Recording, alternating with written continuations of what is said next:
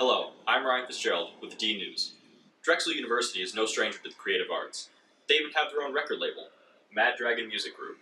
We spoke to Mike Matteson, a student on the label, about his music, his influences, and about his new album called Chocolate Milk. I didn't realize until my floor sat me down for an intervention that I had been drinking a half gallon of chocolate milk a day. And I was like, "What are you talking about?" And they're like, "Look, you have it in your hand right now, a half gallon of chocolate." And I looked and I was like, "Oh, this is a half gallon of chocolate milk, not a quart." I thought they'd been buying the quarts.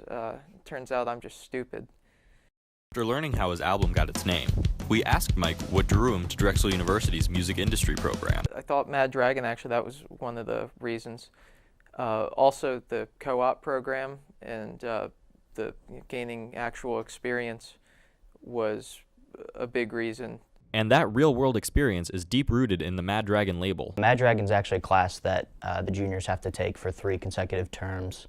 My specific role in the label is I'm a label representative for Mike Matteson specifically.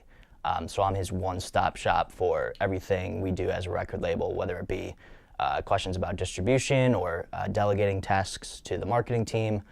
These are things that I handle specifically for Mike. Now signed to the Mad Dragon label, Mike talks about his songwriting process. Usually it starts on guitar but then like after I listen to something else and I go, oh, I want to rip off that. And then I just start creating the riff off on guitar, get the riff down, and then I say, well, this sounds like a good verse or a good chorus. And then I come up with other parts that I think would go well together, and I say, well, what does this part, how could I throw this together? Could I solo over this? Does this sound like it really flows into that? Is this a song that I should keep to like 2 minutes, or could I extend this out to like 5? You can find Mike's album and others at maddragonmusic.com. I think right now my number one is a band called Wand from LA, and they started off, the first 2 albums they did were like really heavy and really psychedelic in a sort of space rock way. Ty Segall, like everything he touches, I want to do. I even, to the point where when I play, I set up like he does. I play all the way on the left of the stage, and I face the side instead of facing towards the people, which is what he does. I rip off the Meat Bodies a lot. They're another one of these LA bands, and they are like psychedelic garage rock, but really heavy. They're really good.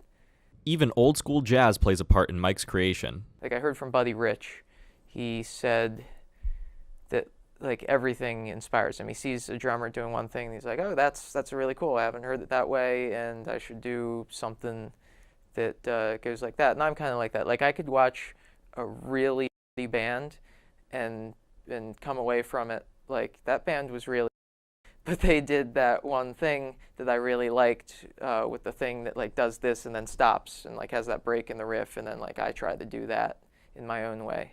And when it comes to jumpstarting a career in this highly competitive field, we asked Mike if he had any advice for others. I don't think it's enough to just be like, I exist, accept me. I think you have to be a little pushy. I'm Ryan Fitzgerald with Dnews.